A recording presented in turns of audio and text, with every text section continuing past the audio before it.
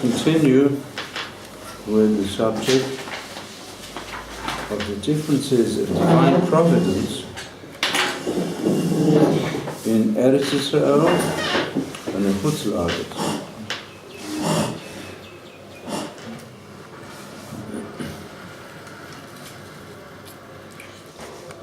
Which has its roots in Sefer Bereshis,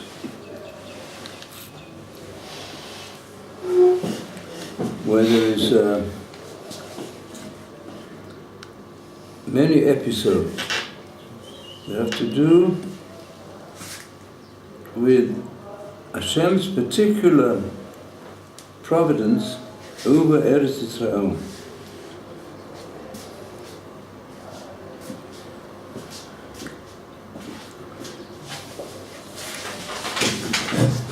Which, according to tradition, was already chosen from the beginning of creation to have the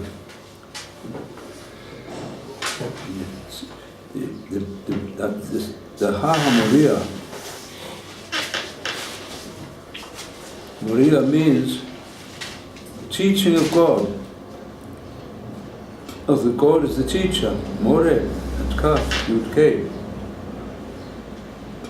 which comes to the world through the type of teachings that come out from that mountain. And it was, according to tradition, already chosen, beginning at the place of worship of Adam HaRishon, and afterwards of Noach,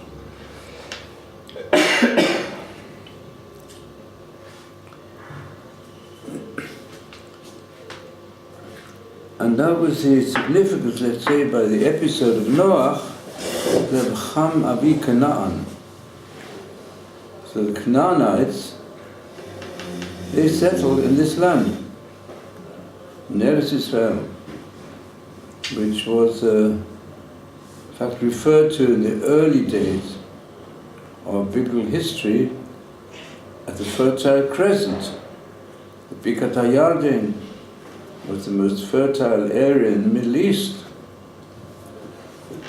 It was occupied by the Anshe Sodom. What happened there?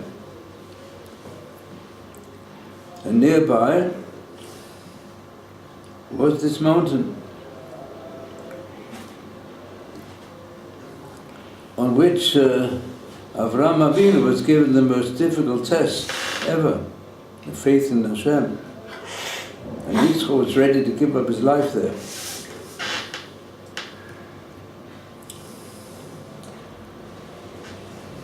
And when Hashem Yisborach saw the descendants of Avraham Avinu were following the path of Avraham Avinu, and therefore they were the ones, through the traditions carried on by Yitzchak and Yaakov and their descendants, to make this fertile land but very corrupt land at that time. So this is the deeper significance. If you go through Sefer Bereshis, the whole of Sefer Bereshis, Hashem was only willing to give the punishment to the Canaanites to be driven out of the land. The words which could only come up to 400 years, because the sin of the Canaanites was very bad, but not so bad that he should have to decree upon them they have to leave the land. You see, all the way through, from the beginning of Sefer Bereshis to the end, this is a basic concept which explains to us the first Rashi of the Chumash, which says, why did the Torah have to begin with Bereshis? It could have begun with Torah, after all, the teaching of God to the nation of Israel, which is the basic purpose of the Torah. That only began from the 12th chapter of Shemot, when Hashem gave commandments Israel, to the whole community of Bnei Israel. But why did he give it earlier? If the nations come and say that what rights do you have on this land? And there might be nations here, there's a premonition, which you see history is repeating itself. Well, first of all, the nation might say, what rights you have to the land? So you answer them from Bereshis. You tell them, says in Bereshis, God, He made the world. He divided the globe amongst the various nations. And He gave it to some, took it away from them. He gave it to the people of Israel. And that's got to be an answer when the nations come and say, you are robbers. So, it did happen before in certain ways, but the only time it happened literally, and is happening constantly, is in our time. Where first of all this does not really make sense. What, the idolatrous nations, they're going to take notice of the message from the Chumash? They were idolaters, they didn't believe in Hashem, they didn't believe He wrote the Torah. So what, you're going to tell them, we can tell them it's written in the Torah, what does that mean? That could only have meaning if there are nations around who believe in the Torah, they say it's true, it's the word of God. At the same time they say, you're robbers, you took it away. It happened in early history in certain ways, but the only time it happened literally in history is in our time, when one of the main principles of all extreme Islam is we believe in God, believe that God created the world, we believe that God gave the Torah to the people of Israel. We think He took it away from them and decided giving it to not the descendants of Yitzchak, the descendants of Ishmael. Replacement theology. That's it's still the word of God. And therefore, those who truly believe in what's written in the Quran and haven't distorted it, they'll have to admit, like is admitted by some of the greatest scholars amongst the more intellectual Muslims, like for example the head of the Muslim community and the main professor of Islam in Rome University he says it all the time. He says, according to the Quran, Israel belongs to the Jews. We've got Mecca and Medina, but it's not really a holy place for us. It's a distortion.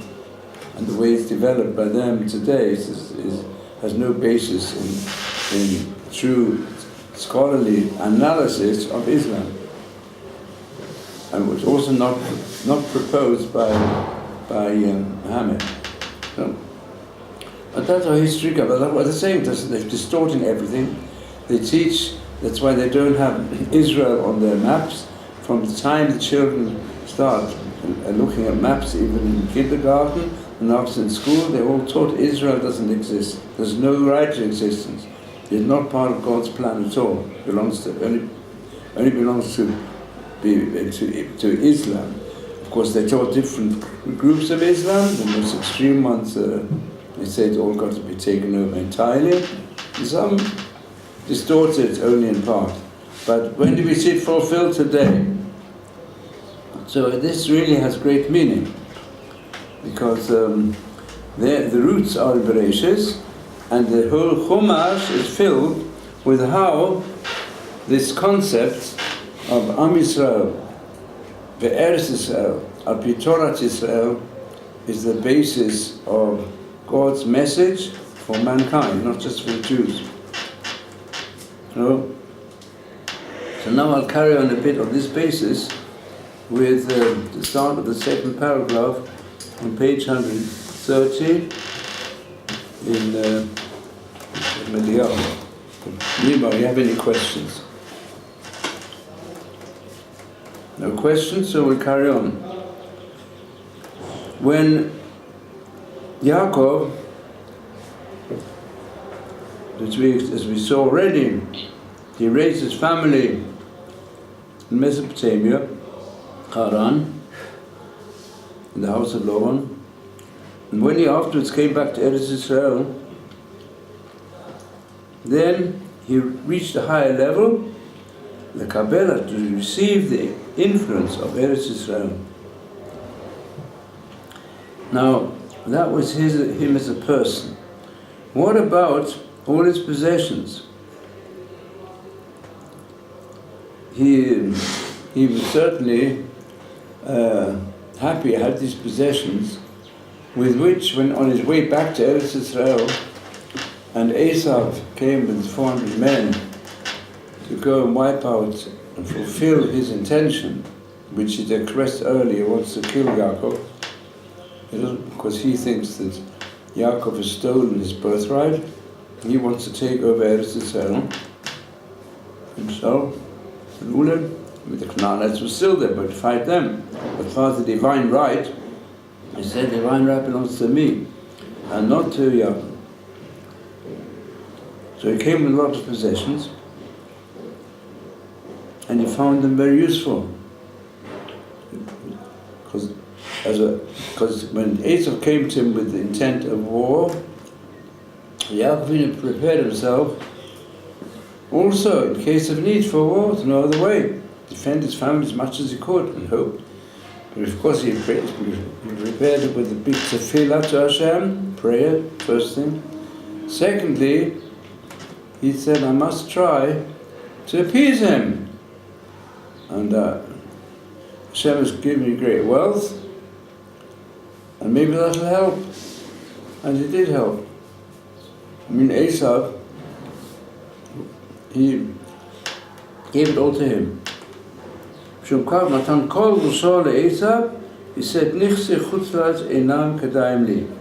Rashi brings this. It's not advisable even for me to take all these possessions which I earned through the sweat of my brow in order to raise my family, but there were still possessions from Chutz La'aretz, which goes in an indirect way of divine providence. I prefer in Eretz Yisrael to get possessions that have the special broch of Hashem, which is directly, with a direct connection. So he said, of course, from one angle, it saved his life, because Esau was appeased. First he was appeased to all the flocks he brought to him, and he said they're all for you. And in fact, he gave him almost everything that he had to make sure that Esau wanted to say, well, let's go together. He was very much afraid it goes together with Esau. It will stop him being able to develop his true avodat Hashem, to service of Hashem. So therefore, he said, I can't go with you. So Esau was satisfied. He was given a lot of possession, and he went to his path, to Edom. Decided, let's see what happens.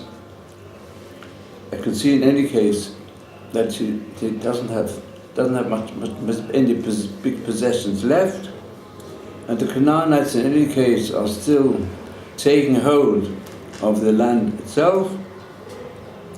Maybe Hashem will give me a bracha where I am.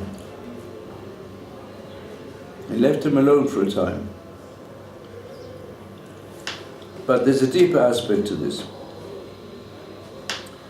But the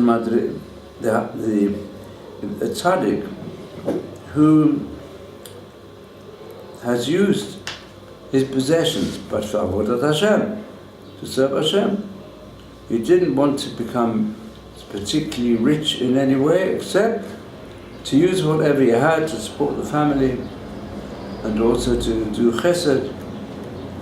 But it's still possessions that came to him with the quality of Chutz La'aretz. And they're not so suitable anymore when you reach the higher levels of serving Hashem lishma in Eretz Yisrael. To fulfill the mitzvah lishma for their own sake, that means for the sake of purification and holiness, it's not so simple. Often a person who sees good in business and becomes rich, he'll also he'll think, I'm doing it still to fulfill the Torah with it, but it's intermingled with it an aspect of Shelo Lishma. Because you can't so easily reach the level that you mean it entirely for Hashem. So therefore, there's some spiritual aspect to a famous saying that is mentioned these days.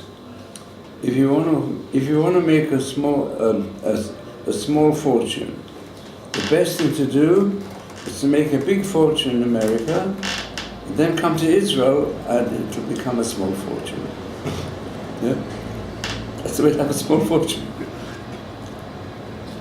But the idea is like this, it's quite true, that they're big businessmen, and they make big fortune, made in America, also in some other places. London has become quite a center also of people on the Forbes list, and become very rich and start competing with the other multi-millionaires. And you get right to the top list. So certainly it brings satisfactions. It brings satisfaction, kavod, you give great honor for it. But the truth is, in Chutz La'aretz, in America especially, they say, in God we trust, on the green dollar, and the question is the dollar the God they refer to when they say in God we trust? Or do they really mean it? And sometimes, you comfort yourself that we trust in God, but in truth, we want to become millionaires, but we don't do it. People, through $100 bill is a fortune. So that's what gets into a person's system. And therefore it begins to cling a little bit. Also the question, when they ask about another, even a fellow Jew, they'll say, I won't say, what level they sit in a big hotel or a top restaurant. And they say, who's that fellow over there? What's he worth? What's he worth means, how many dollars does he possess? Have they reached the millions or the trillions in his accounts? And that's how people are valued, according to what they're worth in monetary terms. And that even happens amongst Jews. So, it's many of them, they use it then for charity and so on. The charities combined with a lot of kavod. So you start pursuing kavod. Some people become addicted to it, pursuit of kavod, the pursuit of money. And becomes even the source of a lot of arguments. But when you come to Eretz Israel, you learn to be more limited and to try to, whatever you do, to increase your material possessions and the material aspects of personality. You try to reach a level of whatever you do it to Shem Shamayim, and you really reach Shem Shamayim, not because of kavod, not because of feeling yourself greater, measuring even your own self according to what you possess instead of what you are. That is living a life in Shem Shamayim. And that's easier in Eretz Yisrael. And that's why great tzaddikim, they like to drop that type of attitude that exists within them. And here, therefore they say the possessions which they're suitable. In Chutz La'aretz, it says, they're no longer suited to the madrigot hakavod shel lishma sheberetz Yisrael. Ki roshem hamadriga harishona adayin nishar behem. There's an impression of the earlier attitude towards possessions is still with them, which we also discuss with regard to the principle in kategor nase sanigo. When does that apply? So this just Have you ever heard of the principle in category that the accuser cannot become a defendant? This is used where is it used primarily in the words of our sages? With regard to the golden calf. The golden calf is an accusation the people of Israel came out of Egypt. Unfortunately, Egyptian idolatry was still a bit with us at various levels. And that brought about the sin of the golden calf. And therefore, things which are of gold, it's not good to use them as a defendant for the people of Israel.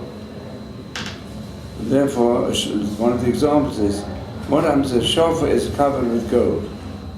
The shofar is there to bring about allows the power of teshuvah amongst Am Yisrael, and also to take away accusations against Am Yisrael. And therefore, if it's made of gold, it's a category. So that's the principle we have normally in category Nasasanugo. There are many instances, the sages, this something which is a big reminder of sin shouldn't be used to defend yourself, like you're in a court where your crimes are brought out. You go and bring defense from something which reminds you of crimes you've done before, reminds the judge you've done crimes before. You don't like to bring them up in public. Like frequently, I think it's happening now as well probably, with a person who was accused of crimes and had to be in prison. Then he managed to get out and became a well-known leader amongst Am Yisrael, and now they find that he's doing something not so good. So of course they bring up the old crimes and say, oh, you were once in prison in any case for these sins, and perhaps you haven't left them entirely. You did your prison term, came out, a free man, and you started doing a lot of good deeds, and you appointed a leader. But we started investigating. Maybe the previous crimes are still there, so let's find out. So this is in category Nasasanuk, it's a very logical principle. But can you tell me where it doesn't apply? Then you know. It should apply in all instances. Beit HaMikdash. Beit HaMikdash. Doesn't apply or does apply? Doesn't Applies to the Beit HaMikdash. But there was gold. There was made to gold. Yeah. If gold's against it, I can have in Beit HaMikdash the golden Mizbeach, and you have also the it was all gold. It was all gold. So you're asking a strong kasha. Yeah. For this, let's first say, in category Nazasana is given as the reason on Yom Kippur, the high priest brings forgiveness for the whole nation. With the Shnei Sirim, the whole service of Yom Kippur is concentrated primarily and led by the high priest. And the high priest has two types of garments. For the Yom Kippur service, he's got to wear white garments.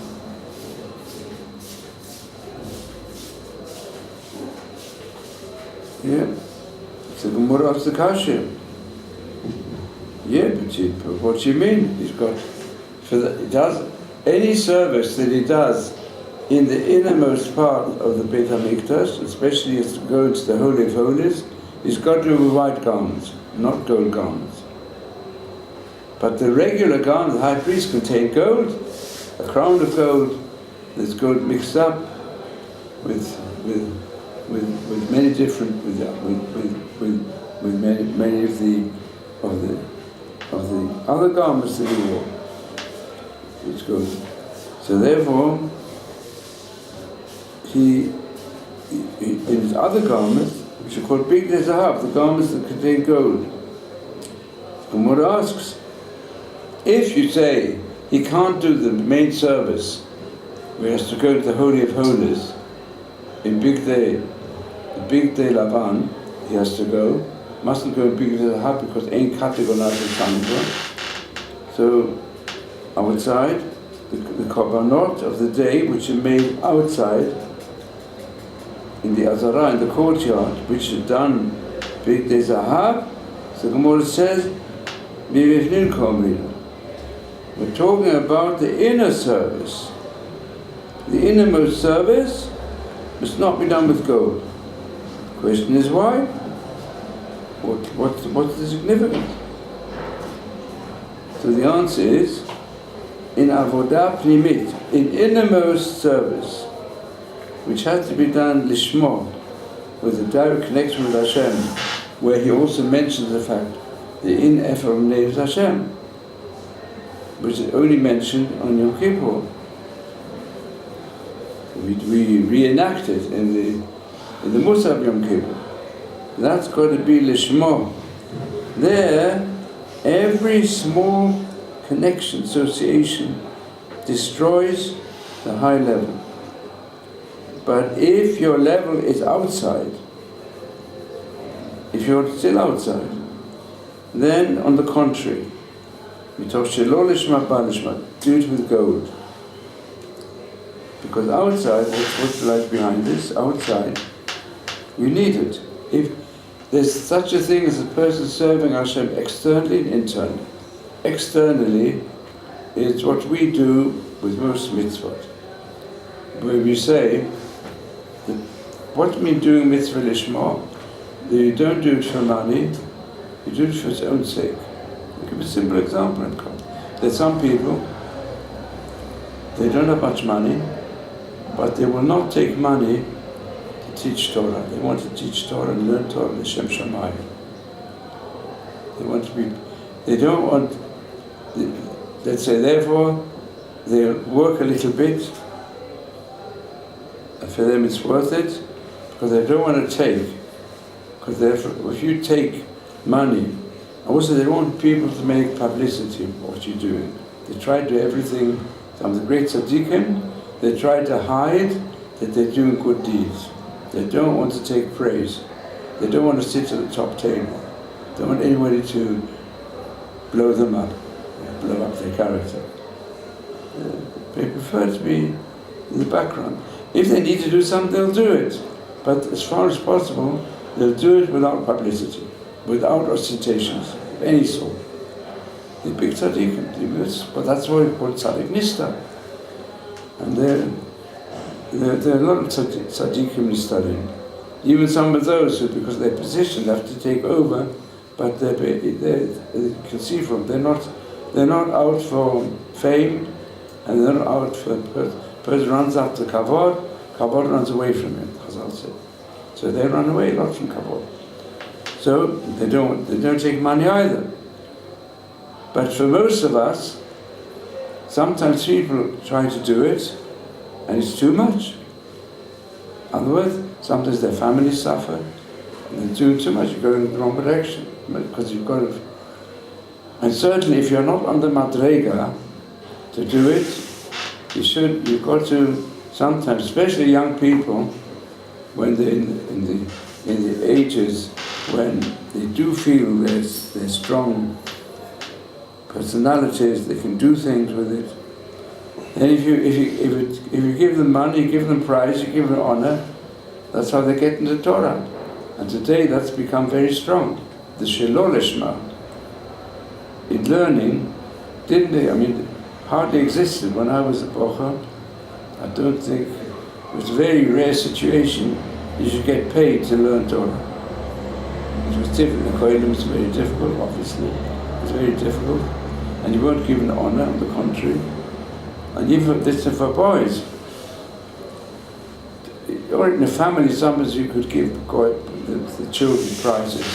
But there was hardly organizations that provided prizes because you learned Mishnais, and because you learned, or you knew something well. There wasn't that spirit of competition. Hardly existed. There weren't people to provide the prizes. As a result, the learning didn't grow. But today, let's say today, got programs. A person He wants to earn money. It used to be a time when your parents said, you know, my son, a few mothers get together. That's what it was when I was a youngster. It was the favorite joke. They get together, what's your son doing? Oh, my son is a doctor. He's learning medical school. Your son, he's in law school. And your son, oh, he started a company. Oh, very good. What about your son? Well, your son has gone to the rabbinate. Das ist a Geschäft for a Yiddish boy. That's not a business for a Jewish boy. That's not the regular stuff. The worst business for a Jewish boy to go into. What do you want to go to yeshiva for? Yeshiva, you won't have a future. How are you going to support anybody? And even people who kept the dinim, everything good, kept Yiddishkeit, but parents said, on no account. And even the best families, sometimes they insisted, you gotta go to college. If you don't go to college, there's no future. And it was known that many people that didn't go to college, and as a result, they didn't have a business, and even sometimes led them, because they didn't have a business, they started doing dreis. They went against the Torah in business. That parents didn't want that to happen. Well, I should have a son who's going to get involved in some business. He doesn't know the language properly here either. They come from the Heim. He doesn't know the language. You've got to go to college. That happened in America, when Jews came to America, that was the general trend. 100 years ago, even 50 years ago, it was still the major trend. What sort of a geschäft is it for a person, for a Jew, for a capable Jewish young man to think of taking up a rabbinate or yeshiva? It meant he's going to live in poverty all his life. That's it. Unless, of course, you become, in those days, the reform was a bit different, they paid a lot and so on, but the Jew could hardly do it. So therefore, you need to give them incentive when they're young, otherwise they won't grow. And the truth is, today the incentives are very great, because a person, if he's got a little bit of a head on his shoulders, he can earn more money just taking. If you go and take all the public tests, examinations, which are given for learning, it's learning Sifrei Musa, for learning Sifrei Halacha, for learning Zafayim, or finish Masechtas. They make a big party, and they together with plenty of money. And you can even get married on it and support the whole family just by doing it. I know somebody who makes a fortune. He takes the top exam. He's good at doing exams, writing down all the answers, and he takes the lot, and so he feels, and as a result, he's able to support his family better than he would if he would take up university career, academic career. So this is the situation today. And what does it do? There's enormous incentives today worldwide for Jews to get into learning. So it's and that is also why we have all the dropouts, because they can't keep up with this competition, many of them. And therefore, they need to give them. You've got to give them prizes not according to achievement, but according to effort. If they will also give you a prize of effort, and effort's got to be in those subjects which they enjoy, not to give them subjects over their heads.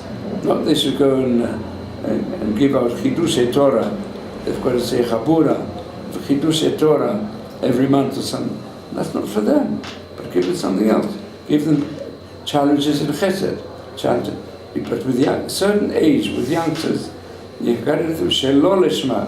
As Chazal say, that Yofet, it says, Le'olam yaseh adam Torah mitzvot shelo lishma, shemitoch shelo lishma yavo lishma. The Chazal say, don't think to yourself that you can learn steadily in life through all different periods in your life and different moods in your life if you only want to do things l'shem shamayim. Well, you've got to be ready. If you want your service of Torah and mitzvahs to be continuous and regular, then you've got to recognize yourself, or if you're a parent or teacher, recognize for this student, for this child, You've got to introduce incentives shelo lishma, and then it will be a constant daily lifestyle, and it won't be like happens in some ups and downs. It goes to a certain mood when it's alright, you reach the top, and then you go down and you miss out. Sometimes it goes zigzag in your life. If you want to be a steady, progressive lifestyle, you've got Olam Yasok Chaim Barosh. L'olam. If you want to be l'olam, to be something constant, then you've got to introduce Shelo Lishma Shemilot, because that brings you to Lishma. Because as a result, the mitzvot and the Torah is so full and applies to so many different areas of life that you've got an accompaniment all the time which keeps you steady in this turbulent existence and doesn't allow you to become lost in the turmoil of the environment and of the mass media which influence the mind and the feelings. That's the way how you can reach it. So therefore, chitzon, that is the chitzon. But in the Beit HaMikdash it was there. Avodat chitzon, bring korbanot, all types, different korbanot. But the Avodat Yom Kippur, the Kohen Gadol, lifnai v'lifnim. So you know the Gemara asks the question, in that case,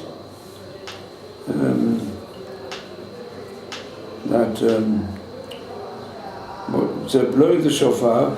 Why do you blow the shofar? Why can't you put gold on the shofar?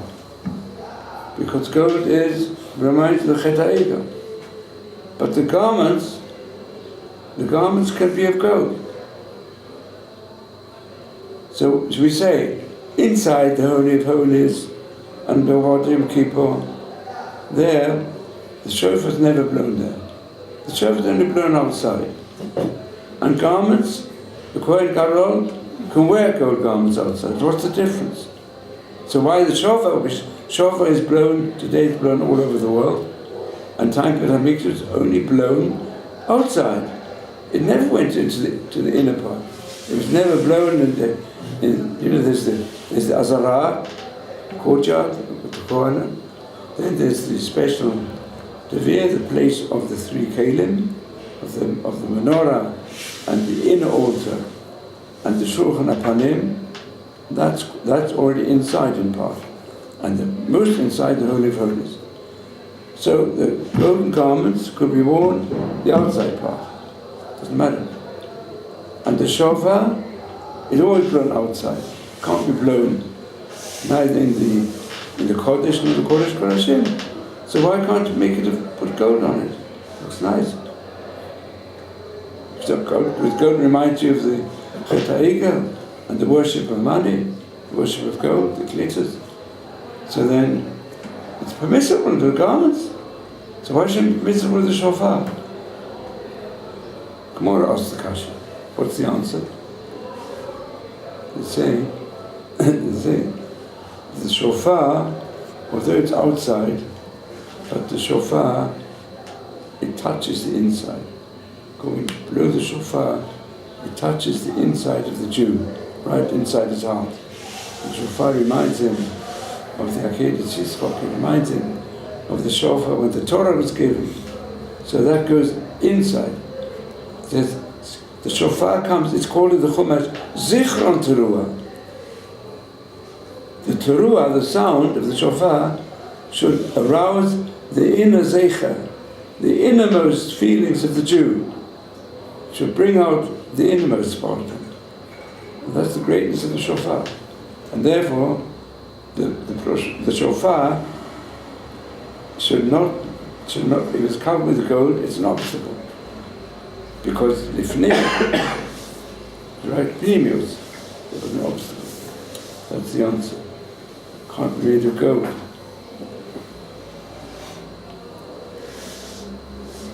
It says here, Yitoshim. So Gemara Mishofa Shu Bachutz, it's outside. So why did we say Shvoi Katiko Nasa Sanago? Gemara answers Shofar Kivli Zechonu B'fnim Tameh. That means the Zichron of the Shofar is morer the person to teshuvah. And teshuvah, the point of teshuvah comes from the heart. When a person decides he wants to link up with Hashem. So that's the power of the shofar, the power of teshuvah. And therefore the goad is an obstacle, therefore it's like inside, where you mustn't have any goad. Like the Kohen Gadol goes inside.